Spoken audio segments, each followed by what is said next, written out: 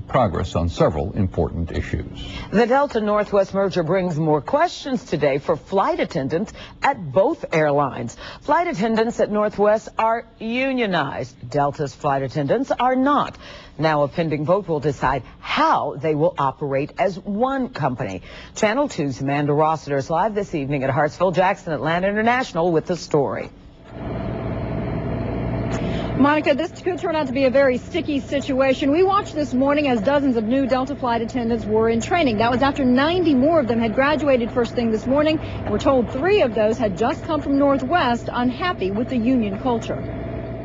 Safety related duties. A new batch of Delta flight attendants in training, all aware of the pending vote with Northwest on whether or not to unionize.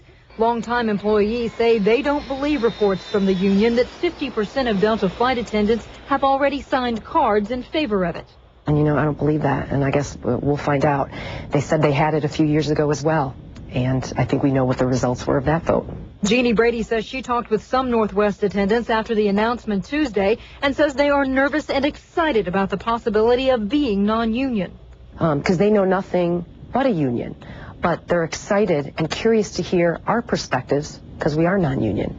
Bernadette Tim just left a union shop to come to Delta. And I left United because if it was union. She says just as seniority has been an issue with both airlines pilots, it will be with flight attendants as well, with or without a union. And the seniority is going to be a difficult issue to deal with. And that's where we're going to have to trust management. Management has promised that they're going to make it fair and equitable. Both say they believe customer service and employees would suffer.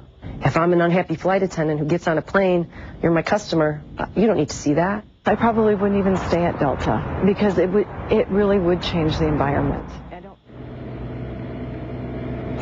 And late this afternoon, we heard from the AFA, that's the Flight Attendants Union, about the pending vote. The spokesman talked about Northwest's last attempt to outsource jobs, saying if the combined Delta-Northwest flight attendants do not protect themselves, there will be nothing to stop them from succeeding with this outsourcing scheme. That from Danny Campbell, the AFA spokesperson. And that vote is scheduled to happen on April 23rd. Reporting live at Hartsfield-Jackson International Airport in Clayton County, Amanda Rossiter, Channel 2 Action News. Now more details on what's next in the merger process. The chief executive officer of Delta and Northwest will defend the deal at a congressional hearing next week. The Justice Department must review and approve the merger.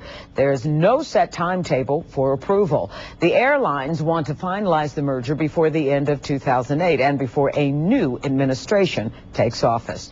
The merger talk may be making investors a little nervous. For a second day, Delta's stock price closed down. The price ranged between $8.59 and $9.40 today, but closed at $8.62.